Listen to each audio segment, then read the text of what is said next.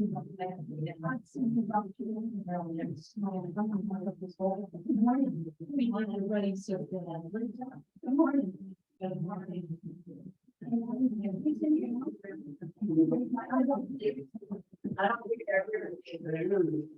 it's fine.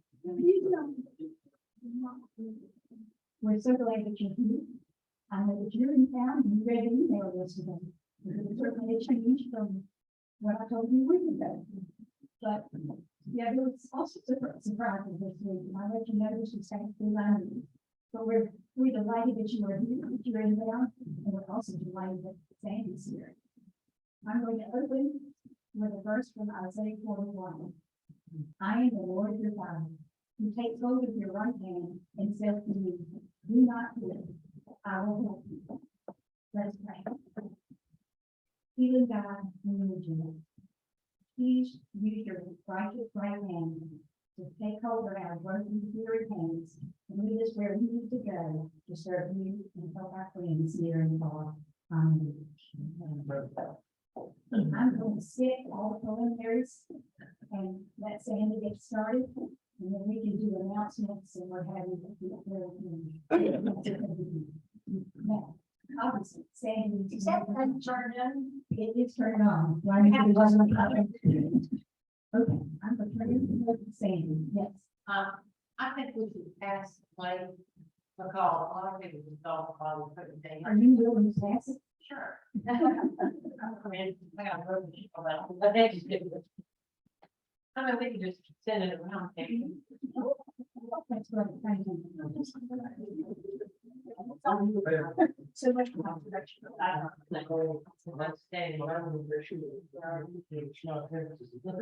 want the important things to happen. But it's our party. That's all it is. We are party today.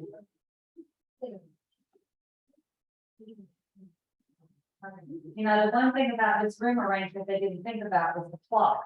I'm gonna have to, if I start going overtime, you guys have to yell at me. Stop.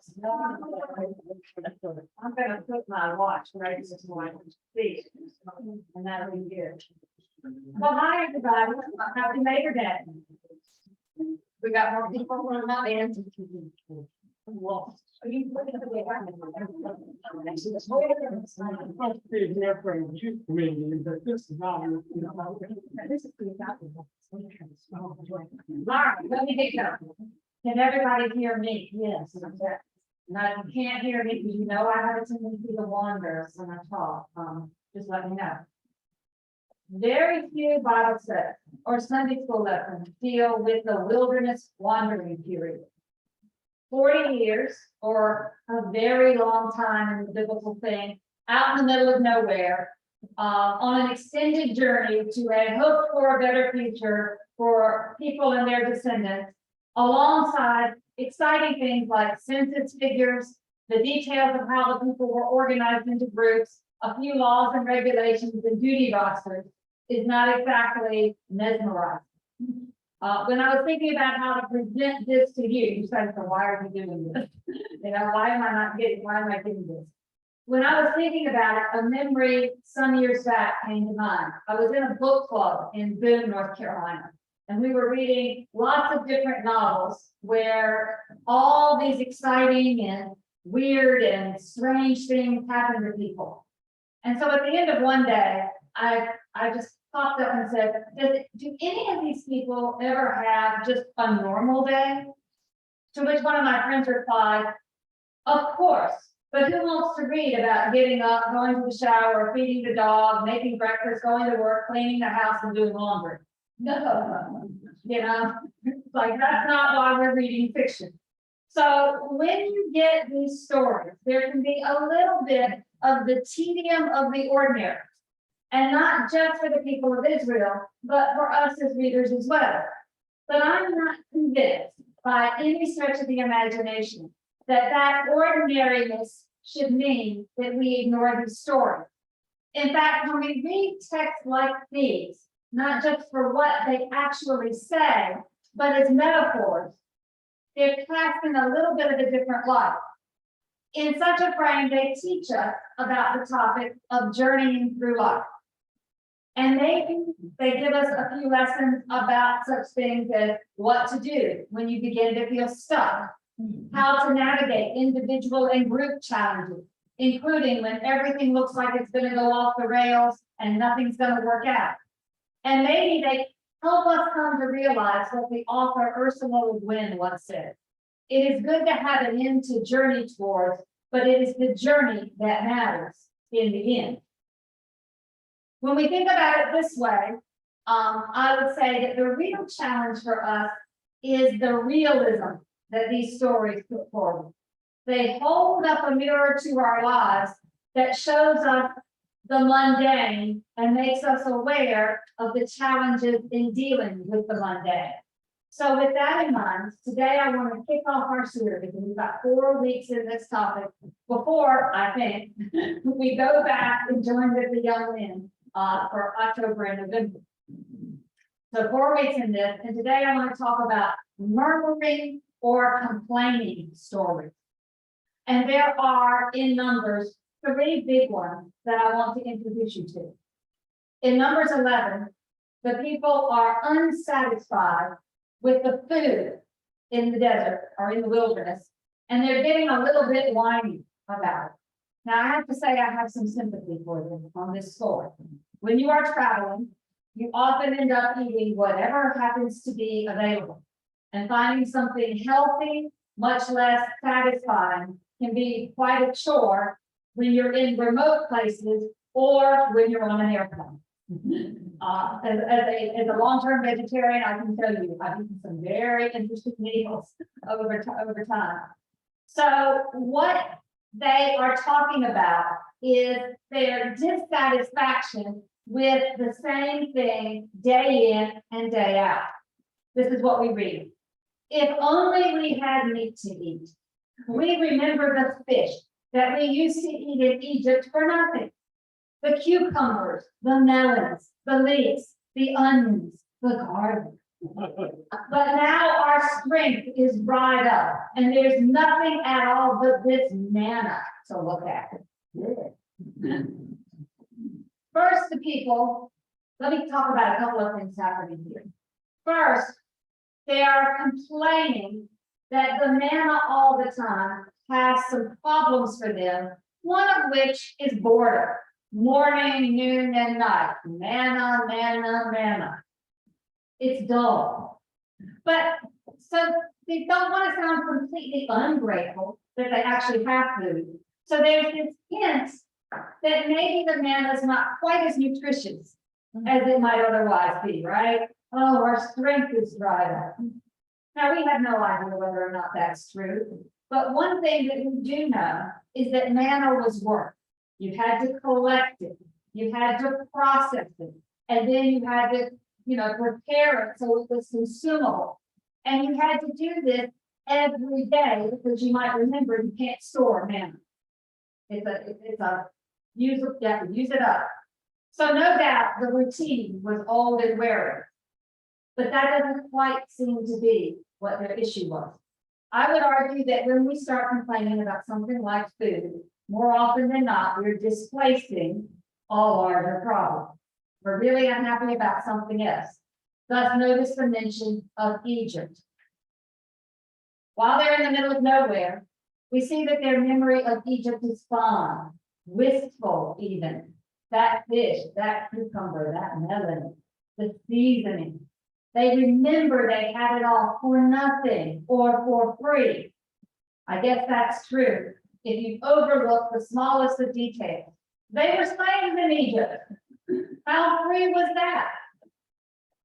By contrast, while they're no longer slaves out here in the wilderness, they also don't have a place to call their own. They're not settled. And when you're not settled, you can't plant crops, right? You can't harvest these things. And when you're not settled, you can't engage in the kind of trade that might give you things that you don't ordinarily have. So their murmuring here is really an exhaustion from being on the way, but not quite there yet.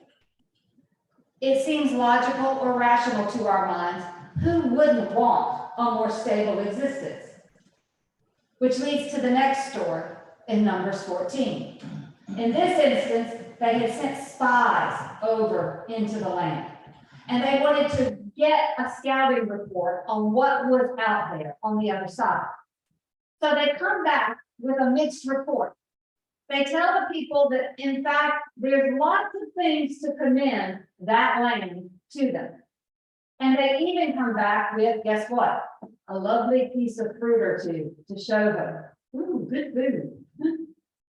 However, they also report that the land is fortified and the people who are living there are strong. Caleb, who is Joshua's number 2 guy, is all confident though. He comes in and he says, I think we can do this. I think we can go in. I'm sure we can make our place. Others who ventured in were a lot more pessimistic. My favorite is the naysayers, and they hold that the people in that land are such giants that they look like grasshoppers in comparison. So he's drawing this picture. So the people pick up on that negativity, and this is what they said. Would that we have died in the land of Egypt, or would that we have died in this wilderness? Why is the Lord bringing us into this land only to die by the sword? Our wives and our little ones will become plundered. Wouldn't it be better off for us to go back to Egypt? So they said to one another, let's choose a captive and let's go back.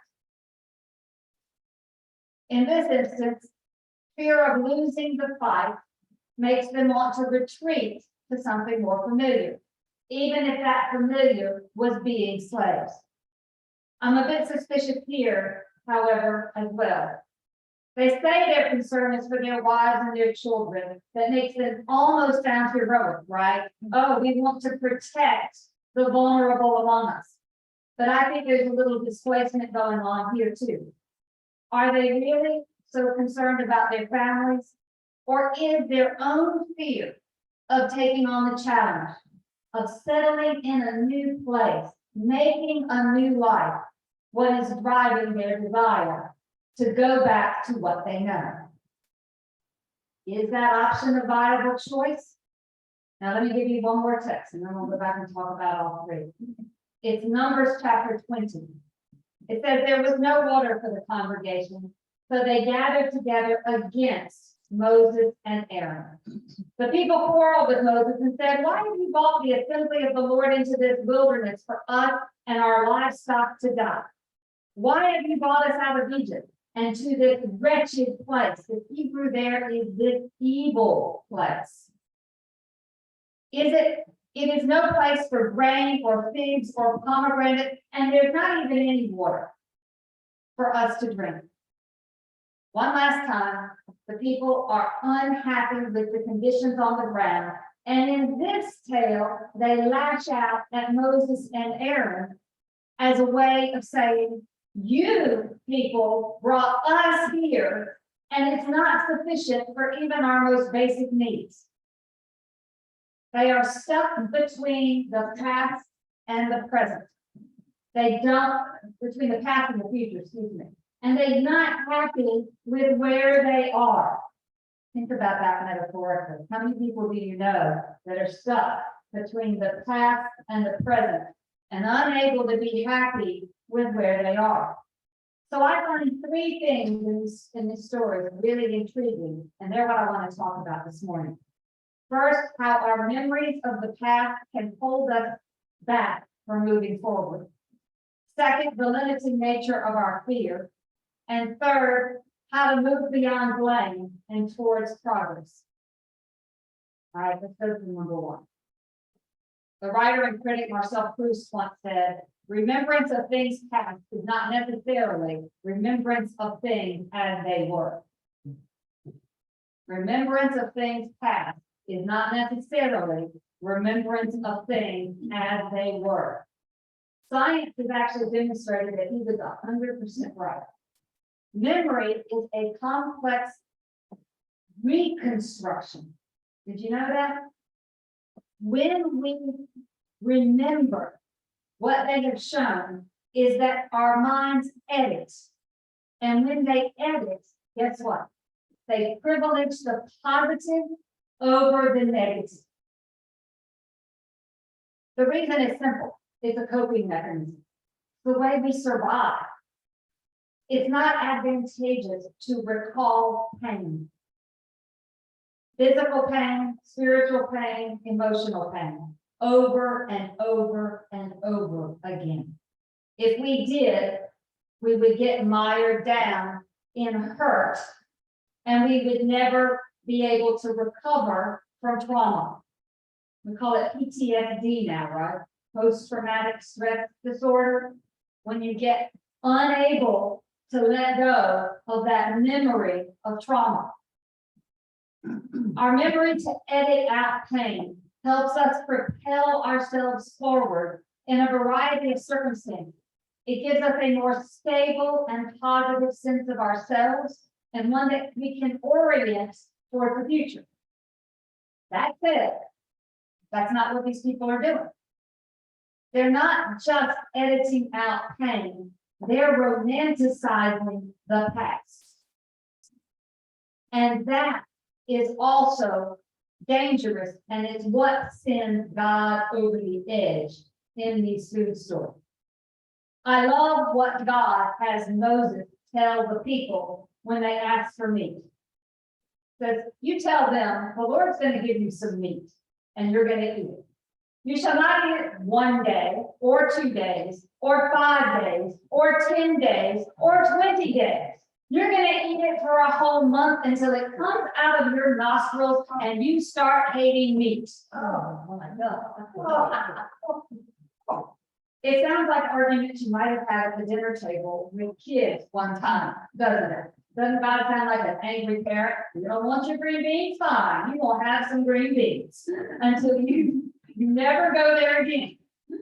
God is making clear, however, in the continuation of this statement, that food is not at issue here. Because he says, it's going to become loathsome to you because you have rejected the Lord who is among you, and you've wailed before God, saying, why did we ever leave Egypt?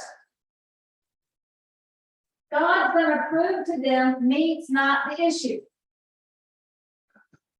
It's this romanticizing of the past, and they're stuck. Let me connect the dots for you. We know that when they were slaves, that they cried out, and God heard. And God sent in Moses, who took on Pharaoh and all Pharaoh's power. Remember that when they were on the way out of Egypt, they got scared when they saw the Egyptians coming out, and then they cried out, and they still managed to find a way through the sea. Now they're crying out, even though they're on their way to something better, because moving towards freedom is harder and more long-term than they expected. They wanted it to be easy, and it's not. It's not a miracle. But instead of looking ahead to the possibility of what could be, they're looking over their shoulder at what was. Not only that, they're doing it in a way that's dishonest, creating an image of the good old days that's not only distinct from what was, but is an out-and-out lie about the life that they were living. It brings to mind what the novelist Somerset Maugham wrote in his book, On Human Bondage. He said this, it is an illusion that youth is happy, an illusion of those who have lost it. He said, when we look back on our younger days, we remember them so fondly, but it's an illusion. He said, the young know that they are rich. The young know that life hurts. But they come to this sort of idealized youth, he goes on and says, because we tell them, oh, these are the best days of your life. It's never going to get any better than this. And it says, and then they start being hurt. And he says this, it looks as if they were victims of a conspiracy. And the conversation of their elders who look back upon that past through a rosy haze of forgetfulness, and they prepare them for an unreal life. Pretty tough words, aren't they? That rosiness doesn't toughen them up. They have to discover for themselves that all they've read and all they've been told are lies, lies, lies. And each discovery is like another nail driven into the body on the cross of life. In short, when you're going through being young, it's not a cakewalk. And you can often feel deceived by those who are telling you, oh, but it's the greatest thing to be young. Maybe this longing for Egypt is something similar. It wasn't all that then, and it wouldn't be all that now if they went back. And yet there's still this longing because they felt safe and secure there, even if they were oppressed. The reason we romanticize the past is in part because we lived through it and we know we got to the other side. And so that feels safer than an unknown future out there. They have to come to terms in this text with what it means to struggle for freedom and justice and for a home, and to figure out that that struggle is better than complacency in an oppressed situation. They have to come to terms with their present.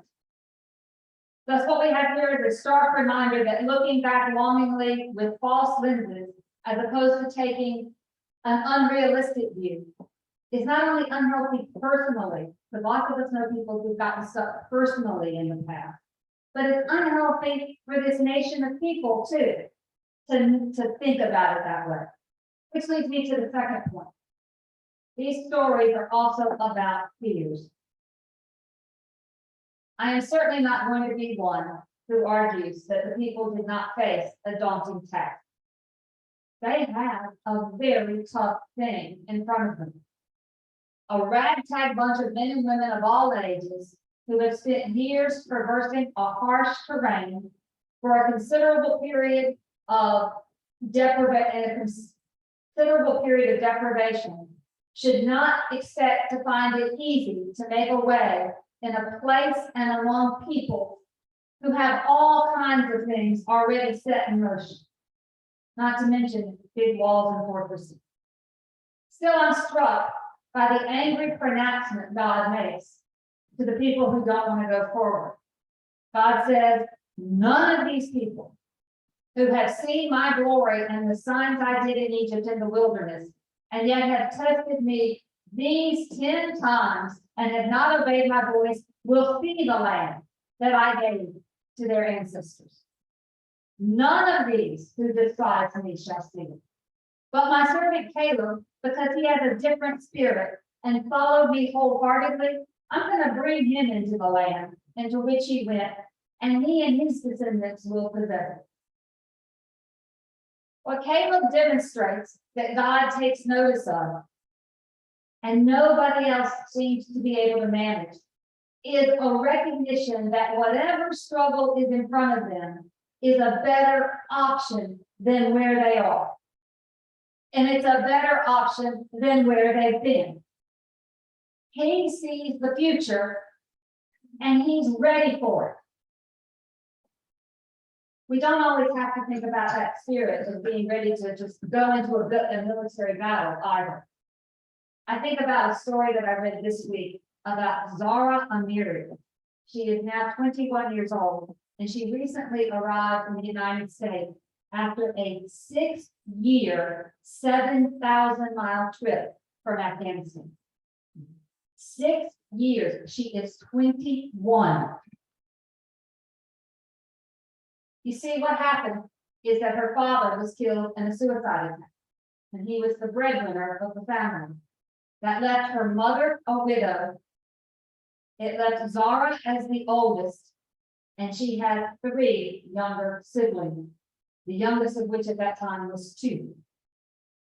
She said, I talked to my mother and I told her, I don't want to end up jobless and uneducated. I don't see a future for me here. So they agreed to become refugees. And they set out, Zara, her mother, and her 3 younger siblings down to age 2 on foot to Iran. Because her only other option was to get married to a man who would take care of her, to be a bride as a child. Can you imagine that? They were repulsed at the border, but they managed to move back and then get in again. Sometimes they were eating snow to stay alive. But they got there. Eventually, from Iran, they made it to Turkey. That was also a harrowing trip because they were piled onto the back of trucks and they were separated as a family. But they got back together once they were in Turkey and applied for a visa to the United States. That took 6 years to obtain. Meanwhile, Zara completed her high school education and held down a job in food services, earning between $1.10 and $1.93 a day to keep the family afloat. Now she's in the US. She is taking English as a second language classes. She's planning to go to college for dentistry, and she's working in a food service job making $19 an hour to keep the family, to help keep the family afloat and to help her younger brothers and sisters. Zara understood the danger of a refugee life for her and her family, but she was also well aware that there was no future for her in Afghanistan. The route then meant taking on danger, taking on the option that you couldn't make it, taking on hunger, facing her fears, learning menial jobs and doing them, trying your best to put what you could out there. No doubt not every story has such a bright outcome. People are abused, hurt, and die in those circumstances. But it reminds me of something that Gaylord Nelson, who was once governor and then a senator from Wisconsin and the founder of Earth Day, said. He said the ultimate test of a person's conscience may be that person's willingness to sacrifice something today for future generations whose words of thanks will never be heard. She knew here she would stand a better chance of making a life not only for herself, but for everybody that would follow after her. It reminded me of the story of a Holocaust survivor who said, I ate everything they gave me. I did everything they asked of me. I did all I could do to survive because I owed it to my family to carry the family forward. I was the only hope. Which brings me to my final point, number 3. These stories also tell us something about maintaining our cool as a way of finding solutions and moving forward. You might ask, how so? I'm going to put it up to my word.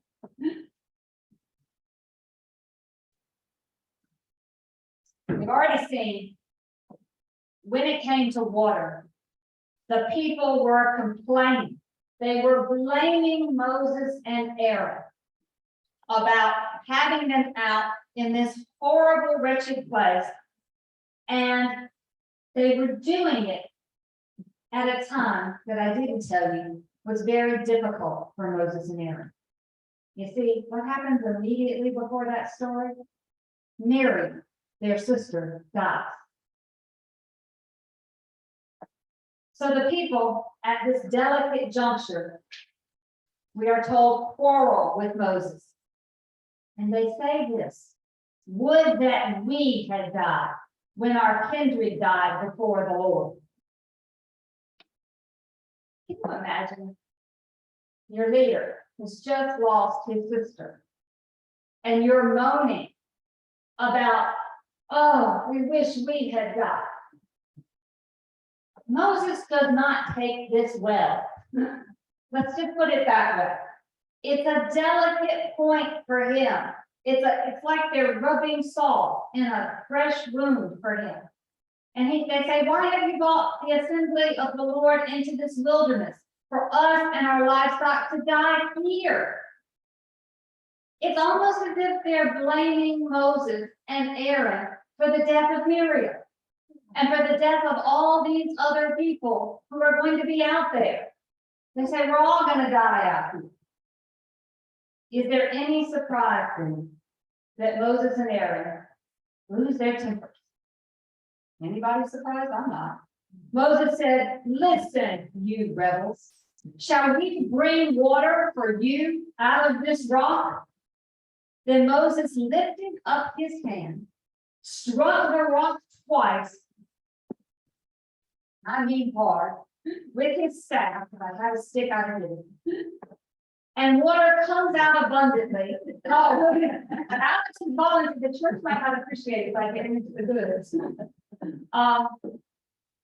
The water comes out abundantly and everybody drinks. Moses had solved the problem. In fact, the rod that Moses struck it with, God gave it and said, hold up this staff. But Moses took it a step further. Moses didn't hold up the staff. Moses used the staff. In fact, this is the incident that keeps Moses out of the promised land. Did you know that? This one. And you might say, well, that's unfair. God has been plenty angry with his people all along. Why can't Moses show a little bit of temper here? What's wrong with Moses losing his cool at this moment? I can leave you with an answer, or I could. I'm not going to. But I could leave you with an answer going, well, God is God. But that's not a very satisfying answer. Instead, I'm going to argue that what keeps Moses and Aaron out of the promised land is losing their temper with the people. He had an inability to do something that Eleanor Roosevelt advised. One of her very famous maxims goes like this: to handle yourself, use your head. To handle others, use your heart. To handle yourself, use your head. To handle others, use your heart. It's a simple lesson, but it has some teeth right here. Moses revealed in this moment a larger problem we had seen brewing with him and the people in many places. An inability to find common ground with them. He failed to hear that they feared that what had happened in his family was going to happen in their families. He failed to understand that they were anxious, that they were afraid, that they didn't have the same kind of access to God that he had. They didn't have that same kind of confidence. And so he wasn't listening with his heart to their concerns and their anxieties. By losing his temper, however, he didn't use his head. He lost an opportunity to demonstrate what shared struggle and empathy could have brought forth. And it was those qualities that they needed to move to the next place. You see, they were getting ready to come into the land, and they needed to work together as a team, or they would be lost. He may have been the right leader for the earlier times and circumstances, going mano a mano with the Pharaoh. But he probably was not the right leader for this next stage, a stage where it had to be less him and more them pulling together. Thus, to pull it to a close and to give us plenty of time to discuss, which is what I like about being here and arguing with you, let me say this.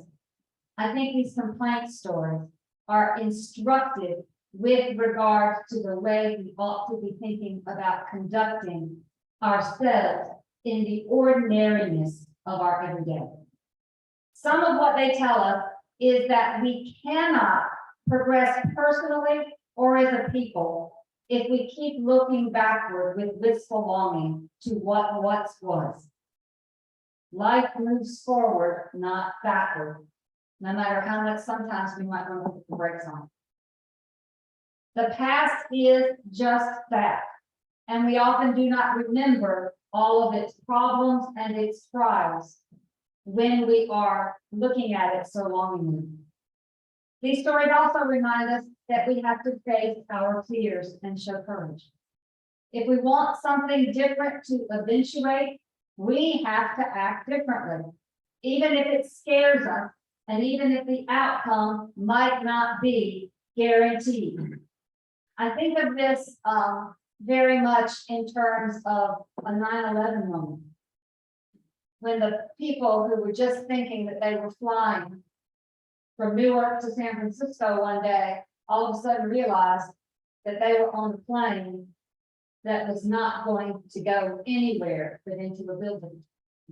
And they had a little bit of advantage over the first 3 planes that crashed because they had taken off slightly later. There'd been a weather delay.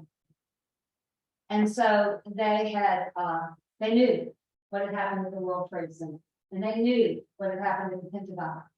And that's when they decided that they were going to fight back on that plane. They weren't expecting what would come to later be thought of as a Sully moment, landing miraculously on the Hudson River. They weren't expecting that as an outcome.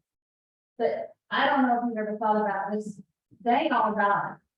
There were 44 of them on the plane, including 4 hijackers. But when the other plane crashed into the Pentagon, they killed over 100 people on the ground, in addition to those who were on the plane. And of course, we know how many people died at the World Trade Center. So how many lives, how many futures did they save by facing their fear and doing what they could do? Those are the moments. And it doesn't always have to be when your back's against that kind of wall, but that's what they were looking for here. They had to get out of their fear to move forward.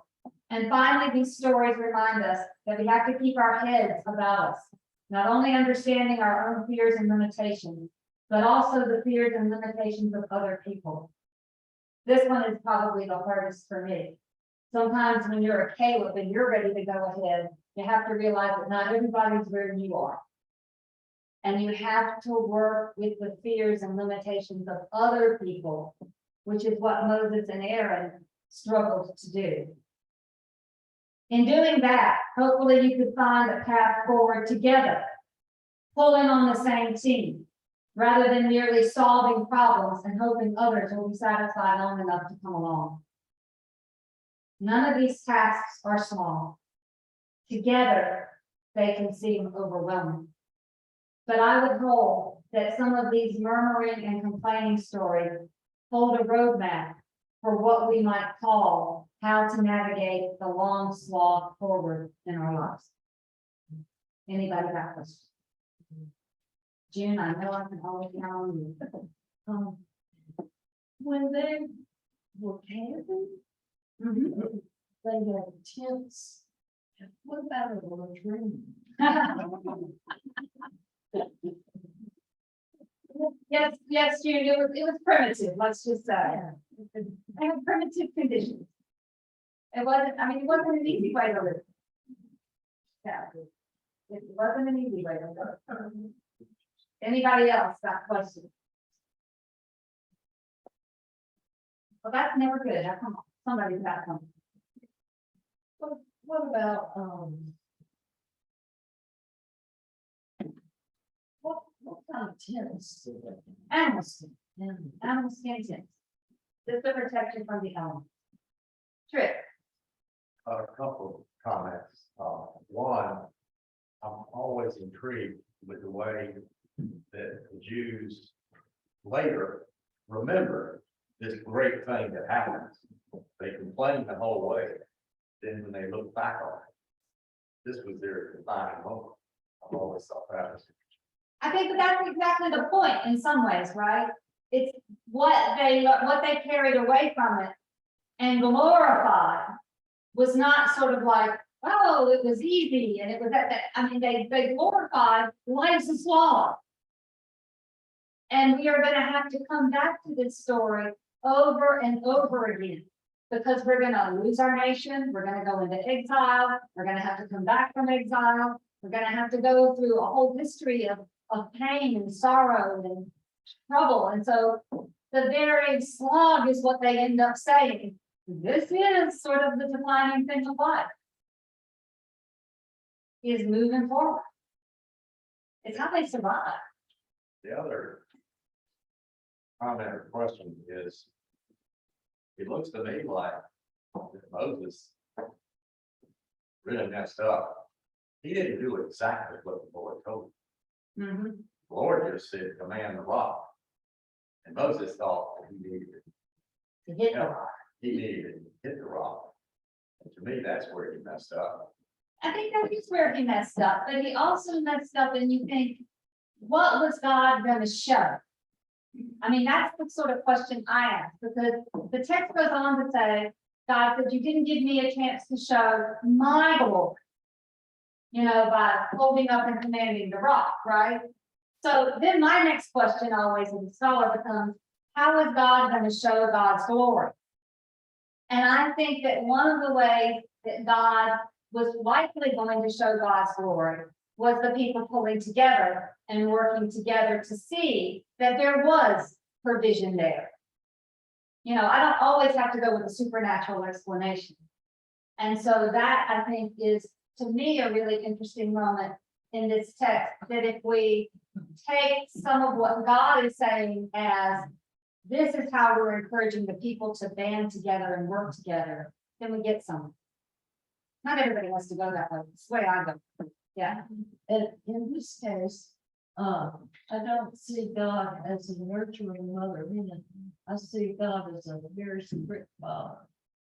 Yeah, I think that's what, for a lot of people, puts them off from these texts, is that God is a fairly harsh presence to them. And I think that makes sense too, because in harsh circumstances, you might perceive God as acting harshly. And then you have to ask, is that necessary in the position where they were? And I think a lot of people would argue, yes, a God who was more harsh, more pushing, more demanding, was what those folks needed, in the same way that how you might handle a teenager is different from how you might handle a young adult, right? I mean, sometimes the boundaries have to be different as someone is needing different boundaries. All right, that's me. I hope you get excited about wilderness wandering. I'm gonna probably do less skipping around through stories and more focused attention on specific stories. But since there were 3 of these, I thought we'd group them together. All right.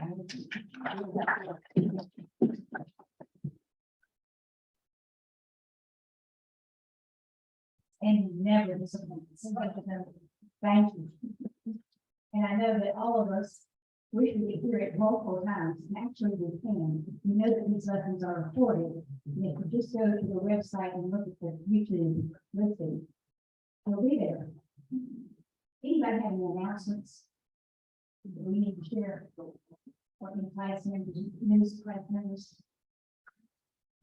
Okay. Then let's close with a very short our lesson.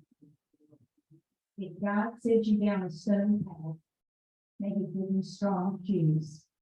Your peace.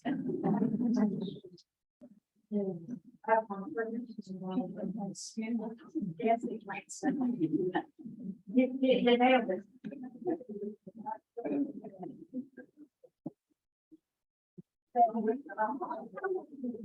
They're terrific.